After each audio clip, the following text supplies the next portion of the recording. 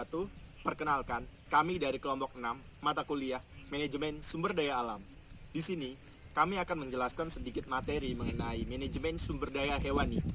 Seperti diketahui, Indonesia merupakan salah satu negara dengan keanekaragaman hayati terbesar di dunia. Hal ini dibuktikan dengan banyaknya fauna yang melimpah di negeri kita ini.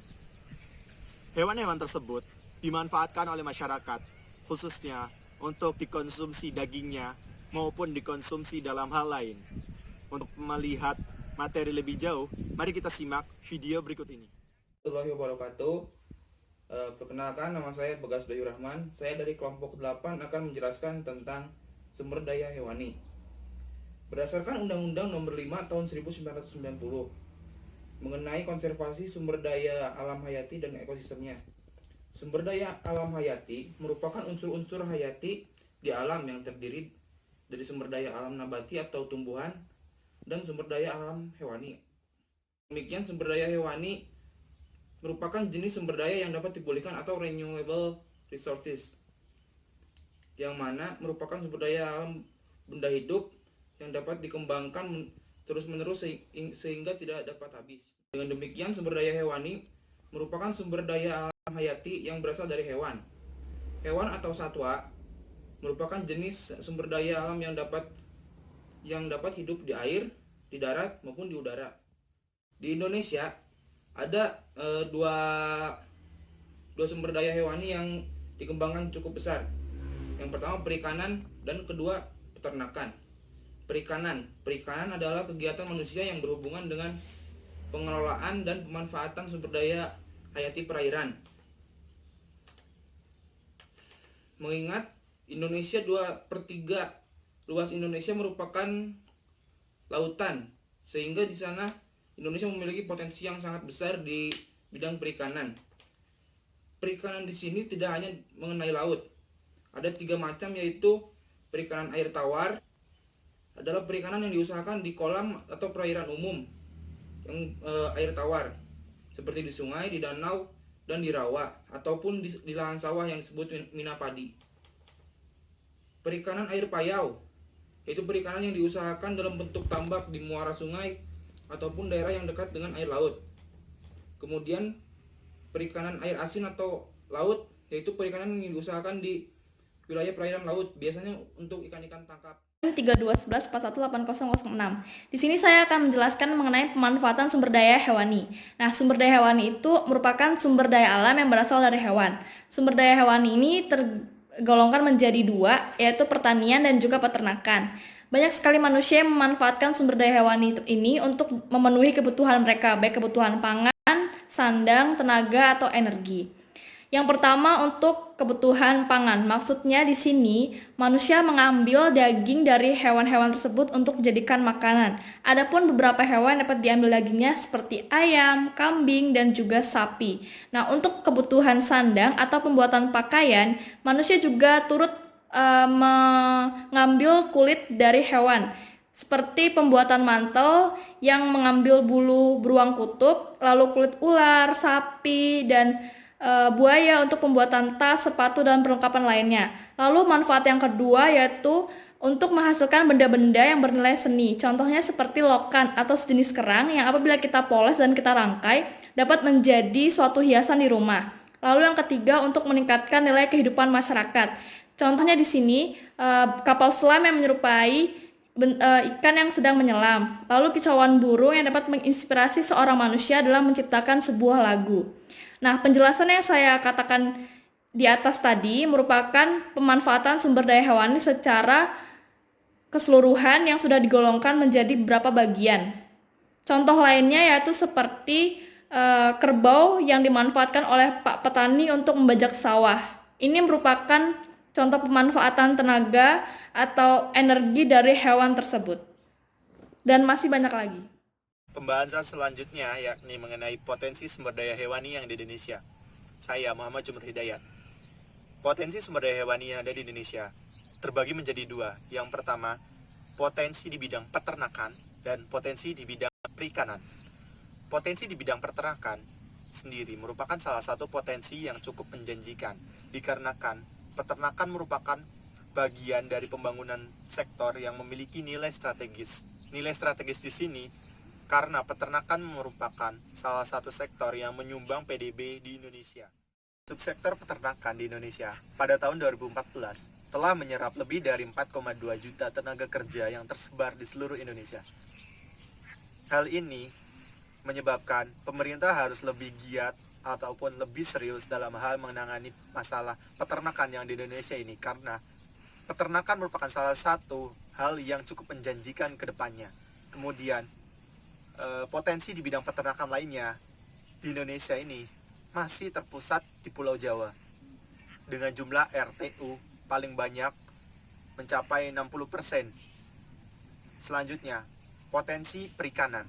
Adapun potensi perikanan yang ada di Indonesia yakni potensi pelestarian sumber daya perikanan Indonesia kurang lebih 6,4 juta ton per tahunnya. Bisa sangat banyak kan? Selanjutnya, potensi luasan budidayanya sebesar 2 juta hektar atau 20% dari total potensi lahan perairan pesisir dan laut berjarak 5 km dari garis pantai dengan volume 46,73 juta ton per tahun. Sedangkan potensi budidaya payau atau tambak mencapai 913.000 hektar.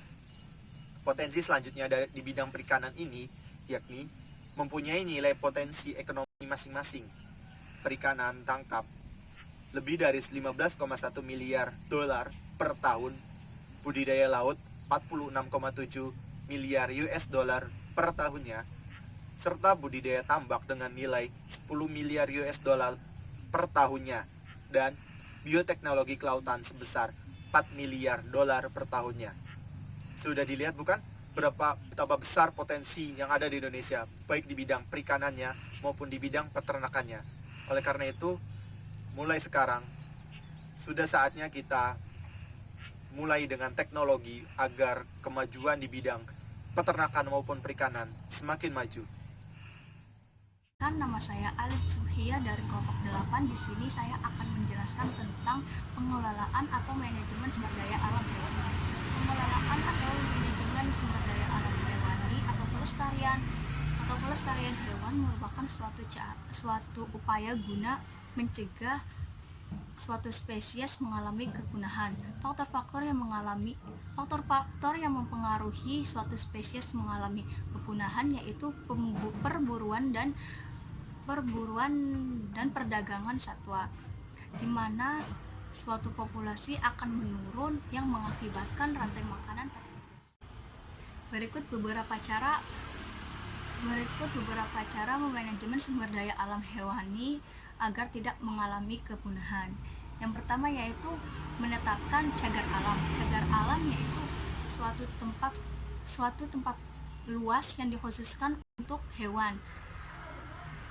Di cagar alam memberikan keleluasaan bagi hewan untuk bermain dan hidup dengan rasa aman dan tanpa rasa takut akan diburu oleh pihak yang tidak bertanggung jawab. Langkah yang kedua yaitu melakukan penangkaran.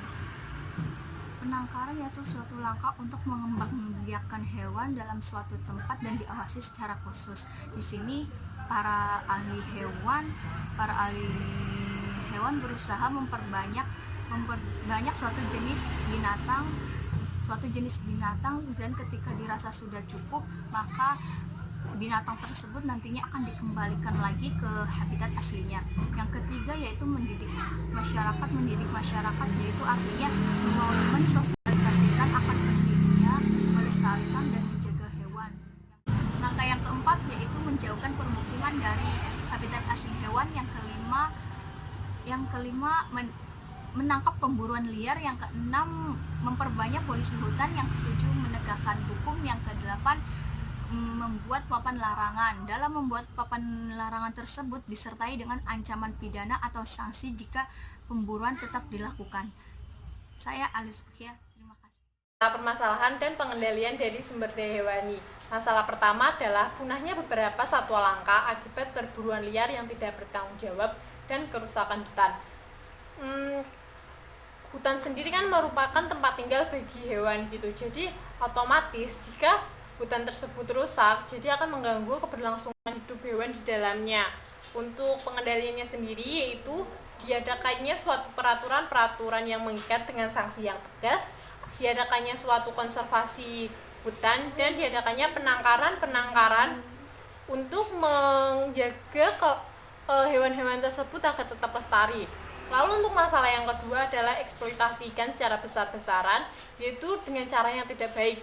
Contohnya dengan menggunakan pukat harimau, dengan menggunakan bom, yang mana jika menggunakan bom akan merusak ekosistem laut juga gitu, karena dengan bom kan terumbu karang juga ikut rusak kan. Lalu terumbu karang sendiri kan merupakan tempat tinggal bagi biota-biota lautnya gitu. Lalu tentu saja jika eksploitasi secara besar-besaran tersebut itu tuh tidak menggunakan prinsip keberlanjutan gitu, yang mana tidak memikirkan kehidupan di masa depan gitu. Lalu untuk masalahnya sendiri juga ada pencemaran dari limbah-limbah. Untuk penanggulangannya sendiri, untuk limbah tersebut harusnya ada unit pengolahan limbah sebelum dibuang ke sungai yang nantinya ke laut.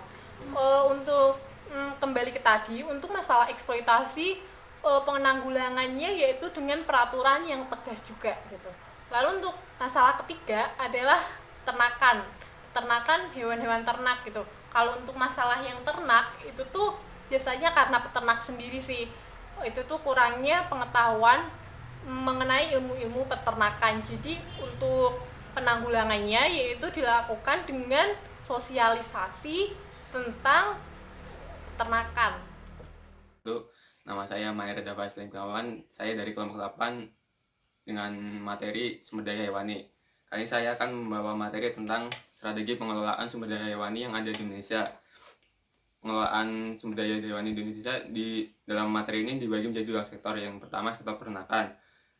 Dalam strategi sektor peternakan ada yang pertama memilih lokasi pengembangan ternak. Hal ini memperhatikan beberapa faktor ya, seperti akses ke pasar atau konsumen, kemudian tenaga kerja, pemanfaatan lahan, dan juga sumber pakan, infrastruktur, transportasi, hingga status penyakit hewan. Hal ini guna meningkatkan produktivitas peternakan.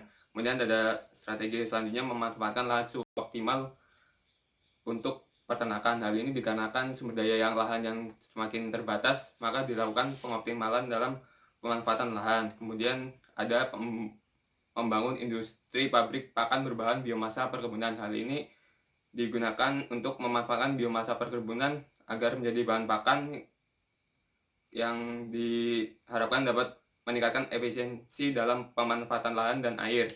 Kemudian ada meningkatkan kegiatan penelitian dan mengembangkan nilai tambah guna meningkatkan produktivitas peternakan. Kemudian sektor berikutnya ada sektor perikanan. Sektor ini memiliki strategi yang pertama meningkatkan daya saing produk industri hasil perikanan tangkap di Indonesia. Kemudian ada menciptakan pemasaran dan distribusi produk perikanan tangkap dalam negeri yang efisien, aman, dan transparan. Kemudian ada strategi membangun sistem pengelolaan pemanfaatan sumber daya ikan yang efisiensi dan transparan, dan juga hal ini guna untuk meningkatkan produktivitas sektor perikanan dalam hal pembudidayaan perikanan. Sekian materi yang saya sampaikan. Wassalamualaikum warahmatullahi wabarakatuh.